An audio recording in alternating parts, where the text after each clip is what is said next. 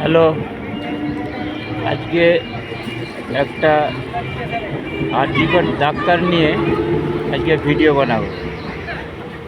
আজকে আরজিকরের ডাক্তারকে মেরে ফেলালে 1 বছর পার হয়ে গেছে, কিন্তু তার মা বাবা কিন্তু ইনসাফ পেল না।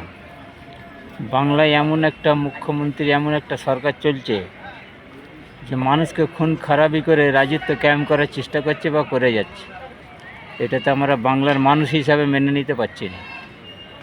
তাই 2026-এ সমস্ত বাংলার মানুষকে বলছি, আজকে ডাক্তারকে যদি এইভাবে ধর্ষণ রেপ করে মেরে ফেলে, আপনি আর আমি কোনো মামুলি বাত, মানে ওদের পক্ষে কোনো ব্যাপারই নাই। সমস্ত জনগণ আমাদের এক হয়ে থাকতে হবে, অন্যায়ের বিরুদ্ধে প্রতিবাদ গড়ে তুলতে হবে, পথে নামতে হবে।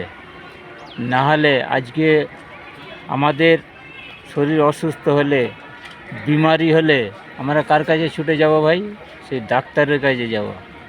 যে ডাক্তার যারা কোনো রুগীকে ঘৃণা চোখে দেখে না, তারা শরীরকে চিকিৎসা করে, আজকে সেই ডাক্তারকেও এরা পর্যন্ত ছাড়ে না। এরা এমন একটা দল হয়েছে, এই দলকে বহিষ্কার করতেই হবে 2026-এ।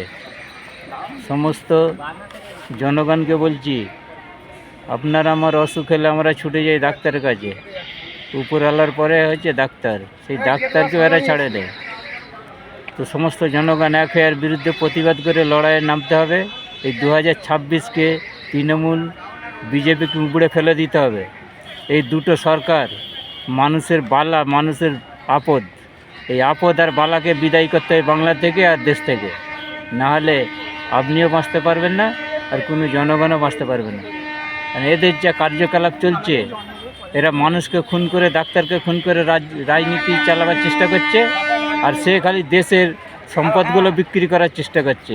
এইটুকুন আমাদের সকলকে মাথায় রাখতে হবে, নাহলে আগামী দিনে ভয়ানক দিন তৈরি হবে। সমস্ত মানুষকে বোঝার চেষ্টা করতে হবে, এদেরকে আর মোটেই এই রাজত্ব কায়েম করতে দিলে চলবে না।